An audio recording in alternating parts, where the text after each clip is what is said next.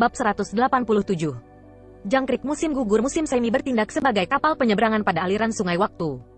Gu perisai air bunga langit adalah gu peringkat 4. Setelah digunakan itu akan berubah menjadi pelindung air berbentuk bola raksasa. Kekuatan pertahanan dari perisai itu sangat bagus dan bahkan bisa menahan serangan dari gu peringkat 5. Namun itu memiliki kelemahan besar, yaitu tidak bisa dipindahkan dan tidak bisa dihentikan. Perisai air mengisolasi dunia luar dan dalam, jadi bahkan pemiliknya tidak bisa bebas masuk atau keluar. Dengan demikian, ini digunakan oleh banyak kekuatan untuk melindungi wilayah mereka. Fang Yuan tidak terbiasa dengan jangkrik musim gugur musim semi. Dalam kehidupan sebelumnya, ia mati oleh pengepungan Master Gu jalur yang benar dan setelah berhasil memperbaiki jangkrik musim gugur musim semi, dia selain tidak punya waktu untuk bereksperimen dengannya. Juga jangkrik musim gugur musim semi bukan Gu vitalnya pada saat itu dan karakteristik ini belum terungkap dengan sendirinya.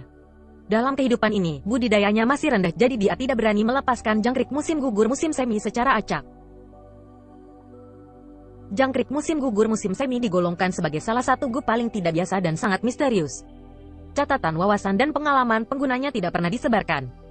Selanjutnya, begitu gu mencapai peringkat 6 dan di atas mereka menjadi satu-satunya tipe mereka di seluruh dunia. Jika seseorang ingin memperbaiki mereka, mereka hanya akan memiliki kemungkinan sukses setelah gu sebelumnya mati. Jika tidak maka itu adalah kegagalan 100%. Dengan demikian, ini menyebabkan Fang Yuan mengetahui tentang karakteristik ini hanya sekarang. Kelahiran kembali bukan hal yang mudah. Jangkrik musim semi dan musim gugur menyembunyikan bencana.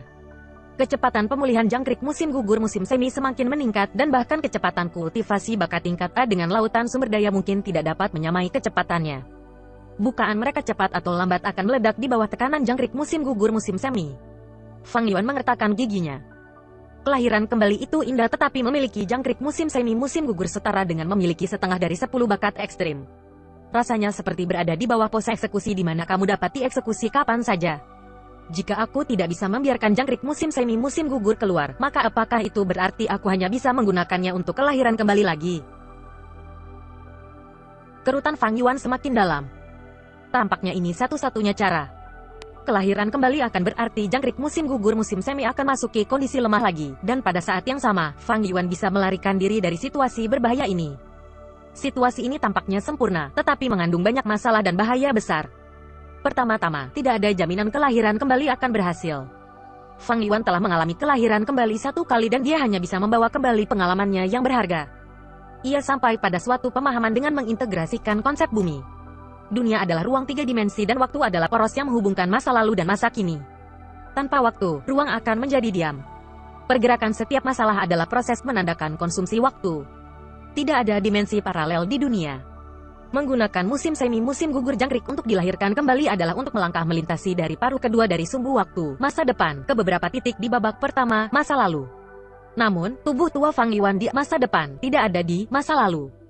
Karena pembatasan dari Dao besar dunia, tubuhnya tidak dapat dibawa ke masa lalu, dan hanya bisa meledak sendiri. Energi dari peledakan diri adalah kekuatan pendorong dan pecahan hukum waktu di jangkrik musim semi musim gugur seperti kapal tunggal yang membawa kesadaran Fang Yuan dari masa depan untuk dilahirkan kembali ke masa lalu. Kesadaran bukanlah masalah fisik seperti tubuh. Sebenarnya, kesadaran masa depan ini juga tidak ada di masa lalu. Kecerdasan terkandung di dalamnya. Kesadaran masa depan menyebabkan para gu mengubah dirinya dan dengan demikian memengaruhi sekelilingnya. Pengaruh ini secara bertahap akan meluas ke seluruh dunia. Ini adalah efek kupu-kupu.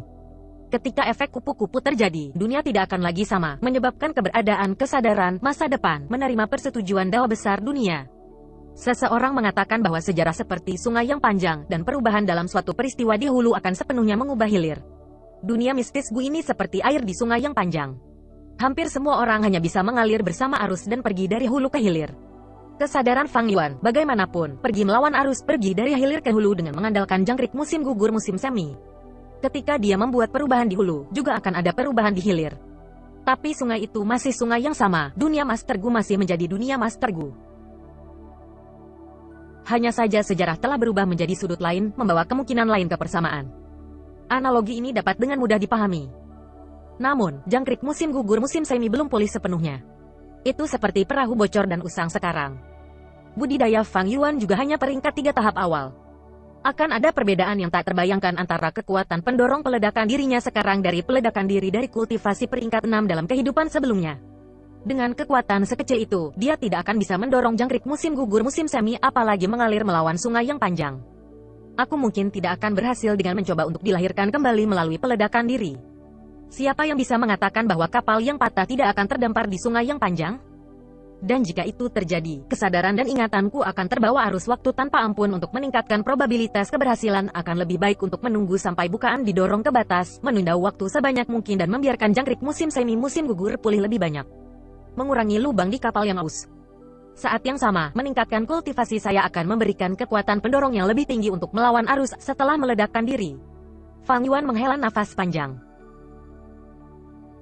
Perubahan pada jangkrik musim gugur musim semi ini di luar dugaannya. Tetapi dengan sifatnya yang selalu berhati-hati, dia punya rencana yang siap. Kelompok kelelawar darah sudah dekat. Namun, Fang Yuan memiliki perhatian di bukaannya. Sinar cahaya kuning hijau memenuhi bukaannya. Laut purba perak putihnya masih seperti cermin di bawah aura agung jangkrik musim semi musim gugur, tetapi ada celah-celah berbahaya di selaput cahaya celahnya. Semua gulainya telah ditekan ke kedalaman laut oleh aura jangkrik musim gugur musim semi. Fang Yuan mengirim surat wasiatnya dan sesosok gu perlahan-lahan terbang menuju permukaan laut purba, menahan tekanan. Fang Yuan mengirim surat wasiatnya dan sesosok gu perlahan-lahan terbang menuju permukaan laut purba, menahan tekanan. Fang Yuan mengirim surat wasiatnya dan sesosok gu perlahan-lahan terbang menuju permukaan laut purba, menahan tekanan. Gu ini muncul seperti dadu persegi, warnanya kelabu dan sangat kencang. Ini adalah salah satu gu yang dijarah oleh Fang Yuan dari Bai Ningbing. Itu adalah gu yang hanya sekali pakai dan akan hilang begitu digunakan. Tetapi efeknya luar biasa, dan sekali menggunakannya akan benar-benar mengekstraksi semua kekuatan dan potensi di bukaan Master Gu dan langsung meningkatkan budidaya Master Gu ke tahap puncak dari peringkat yang sama. Ku bukaan batu meledak. Fang Yuan menghendaki itu. Ku bukaan batu segera meledak, berubah menjadi bubuk abu-abu seperti asap dari rokok, dan menembus laut purba. Dinding bukaan awalnya adalah membran cahaya, tetapi setelah bubuk abu-abu ini menyentuhnya, cahaya segera meredup. Bubuk menempel pada membran cahaya dan membran cahaya secara bertahap menebal, mengalami perubahan kualitatif dari cahaya menjadi berbatu. Setelah beberapa detik, dinding bukaan Fang Yuan telah menebal beberapa kali dan berubah menjadi bukaan batu yang berat dan kokoh. Sinar kuning hijau dari jangkrik musim gugur musim semi masih terus berfluktuasi, tetapi bukaan sekarang bisa mendukung tekanannya. Fang Yuan berada di peringkat 3 tahap awal dengan esensi purba perak muda, dan laut purba bersinar dengan cahaya perak muda. Tetapi saat ini, budidayanya tiba-tiba meningkat, melompat dari tahap awal peringkat 3 ke tahap puncak peringkat 3, memiliki esensi purba perak salju. Menggunakan gu bukaan batu berarti memotong rute kemajuan seseorang dan menggunakan semua potensi dalam bukaan. Akan sangat sulit untuk melangkah ke peringkat 4. Tapi kultivasi aku telah meningkat dan bukaan telah berubah menjadi dinding batu, yang merupakan beberapa kali lebih tebal dan lebih kencang dari sebelumnya, dan akan dapat mendukung tekanan dari jangkrik musim gugur musim semi untuk saat ini. Menggunakan gu bukaan batu seharusnya reaksi Bai Ningbing terhadap batas-batas fisik jiwa es jiwa utara. 10 fisik ekstrim jauh lebih merepotkan daripada jangkrik musim gugur musim semi. Potensi mereka tidak terbatas dan bahkan dengan mengubah bukaan seseorang menjadi batu, dinding bukaan akan dengan cepat pulih. Pada detik ini, kelompok kelelawar darah menyerbu masuk untuk membunuh. Fang Yuan mendengus dingin, lalu mengeluarkan lipan emas gergaji dan membunuh saat dia mundur. Untungnya, terowongan ini sempit dan dengan pertahanan gu kanopi langit dan tubuh lebar lipan emas gergaji, Fang Yuan mampu memblokir kelompok kelelawar darah dan menghentikan mereka dari mengelilinginya. Ini sangat mengurangi ancaman mereka. Untuk sesaat hanya ada bunyi dering terus-menerus di dalam terowongan. Suara serangan lipan emas gergaji dan suara kelelawar berdarah menghancurkan baju besi putih dengan cepat menggema melalui dinding terowongan dan terbentuk menjadi medley. Esensi purba di bukaan Fang Yuan terus menguras dengan cepat. Ada hampir 100 kelelawar darah, tetapi tanpa gu master pengendalinya di sana untuk mengendalikan mereka, ada banyak gesekan internal antara kelelawar dan mereka tidak bisa membentuk kerjasama diam-diam. Jadi pada kenyataannya, Fang Yuan hanya perlu berurusan dengan 30-40 kelelawar darah pada saat yang sama. Tetapi bahkan nomor ini bukanlah sesuatu yang bisa dia tahan, dan dia harus mundur sambil melawan. Apa yang lebih aneh adalah bahwa meskipun dia telah melompat ke peringkat 3 tahap puncak, bukaannya masih mengandung esensi purba perak cahaya tahap awal. Hanya dengan mengandalkan bakat tingkat C-nya, kecepatan produksi sendiri esensi purba salju perak terlalu lambat. Situasi saat ini juga tidak memungkinkan Fang Yuan untuk melakukan banyak tugas dan mengambil batu purba untuk menyerap esensi purba alami. Mengkonsumsi batu purba dapat dengan cepat memulihkan esensi purba, tetapi metode ini tidak cocok dalam pertempuran nyata. Mengalihkan perhatian seseorang dalam pertempuran hidup dan mati meminta penghinaan, itu adalah langkah yang sangat bodoh dan mirip dengan kematian.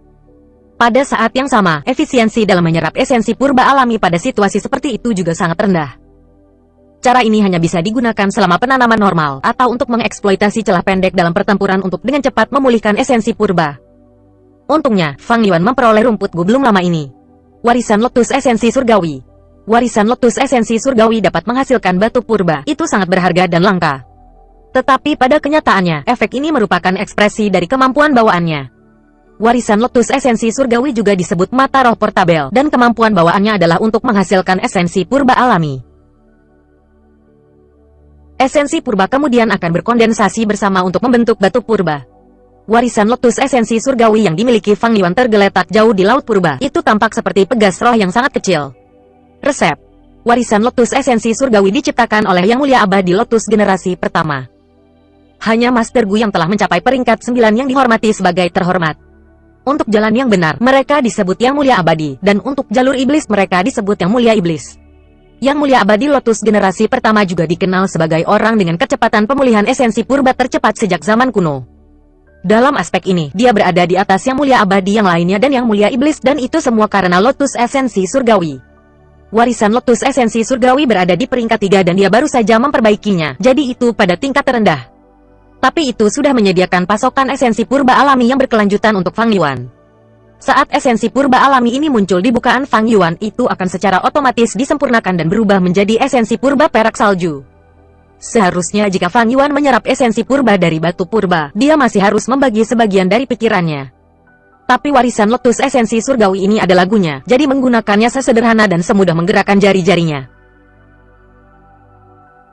Fang Yuan mundur saat bertarung, dan dengan bantuan warisan lotus esensi surgawi, kecepatan pemulihan esensi purbanya sudah bisa dibandingkan dengan bakat kelas B Master Gu. Bunuh! Dia berteriak keras sebelum tiba-tiba mengubah gaya bertarungnya dan menyerbu ke kelompok kelelawar darah. Lipan emas gergaji meledak maju, dan gigi gergaji peraknya berputar, menghasilkan suara melengking saat memotong kelelawar darah yang bersembunyi di bagian belakang. Kelelawar darah ini terlihat agak mirip dengan kelelawar darah lainnya, meskipun terlihat sedikit lebih dominan. Ini adalah satu-satunya kelelawar jantan dalam kelompok kelelawar darah ini, dan disempurnakan oleh generasi pertama Gu Yue. Dengan mengendalikannya, seseorang secara tidak langsung dapat mengendalikan seluruh kelompok kelelawar darah. Fang Yuan diam-diam merencanakan serangan ini setelah pengamatan yang cermat, dan membuat serangan ini tampak tidak disengaja.